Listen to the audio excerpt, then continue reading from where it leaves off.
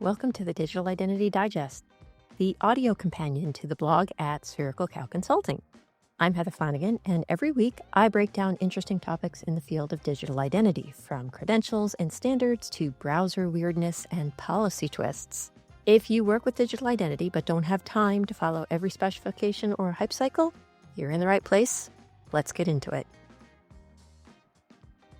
So there's a strange thing that happens when you spend a few months swimming in material on the same topic, right?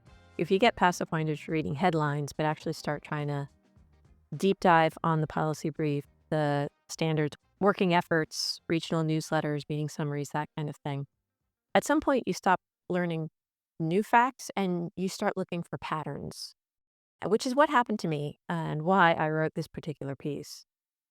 This is not a statistically complete survey, right? This is literally a field level of, okay, I was looking at a dozen different pieces of work spanning a few years, but I'm sure there's a lot more out there.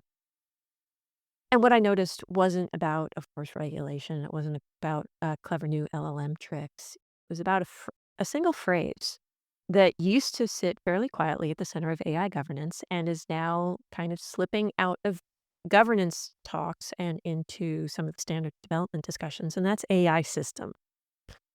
Now, most people never noticed the term AI system, and they're certainly not going to notice it fade away. But if you've ever been asked to inventory your systems, your organization's AI systems and assigned owners or document risk, you've probably actually felt this problem a little bit already.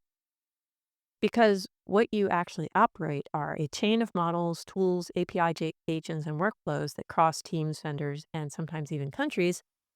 And yet the question is still sort of this oddly simplistic: what AI systems do you run?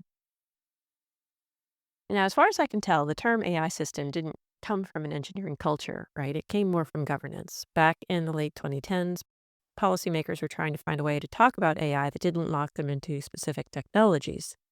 So things like model felt too narrow, algorithm was too technical, application was too product specific. So they reached for system, which is a word broad enough to hold people, processes, software data, and organizational responsibility.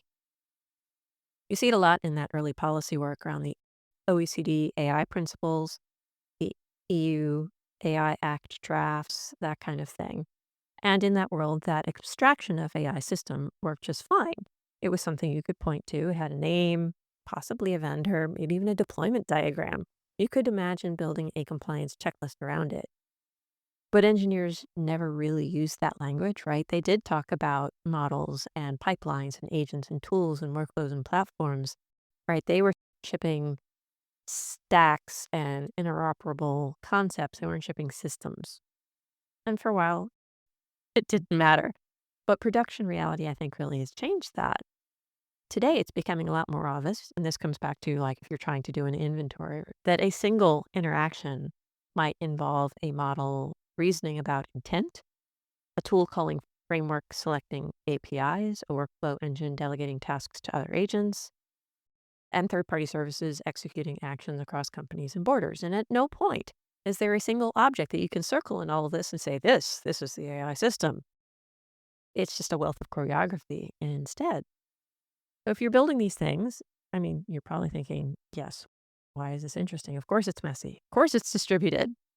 Maybe what's less obvious is how many governance frameworks are still written as if that old abstraction of there is an AI system and that still holds. So you end up with identity architects, security leads, and standards contributors being asked to make something enforceable that doesn't really exist as a thing, right? That's not just a paperwork problem. It is kind of a governance failure, because if you can't name the thing you're trying to govern, you can't measure success. You don't know what success looks like. So governments haven't solved this problem, certainly. They've been working around it. They're not trying very hard, I think, to define AI system directly, and instead they draw boundaries around the consequences. So Australia declines to introduce copyright exemptions for AI training. Bangladesh has published a AI readiness assessment that frames AI as national infrastructure capacity instead of a product category. China's introduced some interesting ethical reviews into patent processes, and if you're curious about that, more links are in my written post. And none of them are getting into, well, yes, what is an AI system? That said, I think all of them kind of answer it for themselves in practice by deciding what's allowed, who's responsible, and where the burden lands, basically what's in scope. So the abstraction of AI system hasn't disappeared in governance, but it's kind of been made implicit, and that's never a very good place to be. So this is where the standards community comes in. And I wouldn't say because they saw this problem coming a mile away. I'm not sure that they did. For years, standards work inherited the same languages policy. In the cases where they talked about AI, they would talk about AI systems or just high risk systems. They talked about system lifecycle management. And those words were good enough while the models lived inside like very specific contained boundaries. I would say that agentic AI workflows kind of broke that illusion because only now are parts of the standards world really beginning to articulate what do we do with this? A good example is the IETF's WebBot Auth Working Group, which is developing use cases for bot and agent and authentication as a way to say, this right here is what we're trying to measure so we know what interoperability looks like, so we know what the terms are meaning, so we actually have a consistent definition of what we're trying to technically achieve. So it's an interesting struggle, and it's a remarkably heated debate. The debate around the term AI system, there was some interesting discussion just this past week or so on the mailing list as they struggle with how are we defining that term? And they have to. They do have to define it because if they can't define it, they can't define that interoperability. Now, the standards world is struggling with this certainly, but I think the world of digital identity is going to struggle with this a lot as well. Most identity frameworks, they work on a whole different model of a human user as service and a system acting on the user's behalf. We now have agents initiating actions without direct human input, delegation chains where authority is inferred rather than explicitly granted, and systems are operating across multiple services with partial shifting identity. So, like when an agent books a flight or triggers a financial transaction, the question is no longer who's the user that did it, it's who's accountable for the action and under what mandate. If you're trying to do an inventory here to say, okay, well, what's the AI system doing? It's embedded in so many of your other systems that it's a construct that you cannot actually manage. You can't enforce, you can't govern it very well at all at all. So, yeah, when I come back to saying I don't know what an AI system is, and I'm not sure that's a very great place to be in the world. I'm not saying that the term is foolish, right? Because I guess I'm worried that it never became a shared object of understanding between governance and engineering. And now that agentic workflows have really exposed that gap, everyone is being forced to work around this and coming up with ultimately different definitions or working around it in different ways to say, well, the scope for the thing that we're not actually calling an AI system is going to look like this. Here's who's responsible. Here's under what conditions. Here's for how long. They're all coming apart differently. And I think that's going to be really complicated if you are working in a space where you're trying to bridge standards and governance and deployment, and you're seeing concepts that aren't consistent, it's going to make your life a lot harder.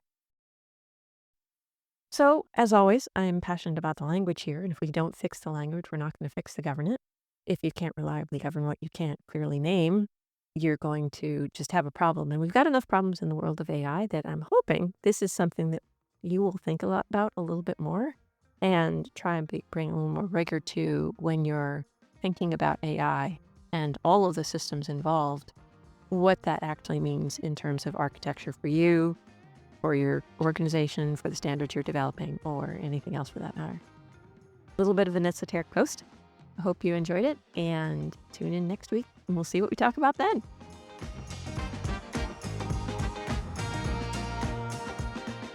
And that's it for this week's episode of the Digital Identity Digest.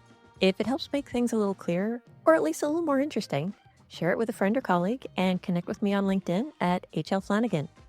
And if you enjoyed the show, do be sure to subscribe and leave me a rating and review on Apple Podcasts or wherever you listen to podcasts. You can also find the written full post at sphericalcowconsulting.com. Now stay curious, stay engaged, and let's get these conversations going.